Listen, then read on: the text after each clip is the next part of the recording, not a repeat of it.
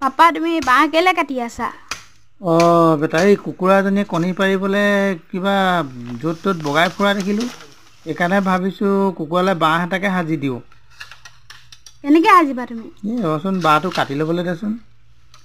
এই এনেকৈ বাঁহটো কাটি জেং চেংবোৰ গুচাই ল'ব লাগিব। তাৰপিছত আকৌ নি তাত টুকুৰা টুকুৰকৈ কাটি ল'ব লাগিব। এয়া এনেকৈ বাঁহটো ডখৰ ডখৰকৈ কাটি লৈ তাৰপিছত চাৰিফাল কৰি ল'ব লাগিব। এইটো কি কৰিলা তুমি? এইটোতো বেয়াহে কৰি দিছা দেখোন। নাই কৰা তই চাই থাকচোন কি হ'ব। এইটো কেলে ফালিছা আকৌ? এয়া কামি পেলাই এনেকৈ গোল এটা বনাই ল'ব লাগিব। গোলটো কেলে বনাইছা? এনেকৈ পাক মাৰি আকৌ গোলটো এইটো বনাই লৈছোঁ। তই চাই থাকচোন বাৰু। এয়া এনেকৈ কৰি এই জইনটোৰ মুখত গাঁঠি এটা মাৰি ল'ব লাগে। গাঁঠিটো মৰা হৈ গ'লে মানে এই বাঁহটো যে আছে এই বাঁহটোৰ ভিতৰত ভৰাই দিব লাগিব। এয়া লাহেকৈ এইটো এনেকৈ ধুনীয়াকৈ কাটি এয়া মাথাটো দেখিছ নাই? এনেকৈ ভৰাই দিব লাগিব। আৰু এই বস্তুটো একদম সহজ বনাবলৈ।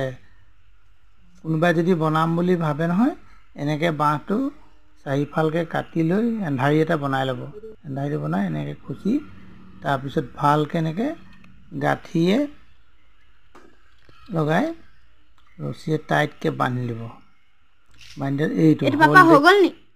নাই হোৱা। এইটো বস্তা এটা এনেকৈ কাটি পেলাই এনেকৈ ভৰাই দিব লাগে। এনেকৈ ভৰাই লাহেকৈ এয়া খেৰ অকণ দিছিলোঁ, খেৰখিনি ভৰাই দিছোঁ। এয়া খেৰখিনি ভৰাই দি লাহেকৈ চিজিল হৈ যাব তলতে। হৈ গ'ল নি পাপা? নাই হোৱা। এতিয়া নি পেলাই তাত বান্ধি দিম আকৌ বেৰখনৰ ছাইডত। তাৰপিছত এতিয়া চাবি অকণমান দেৰি পিছত কুকুৰা আহি বহি কণী পাৰিবই। হেল্ল' গাইজ, এইটো চক দেখিলেনে?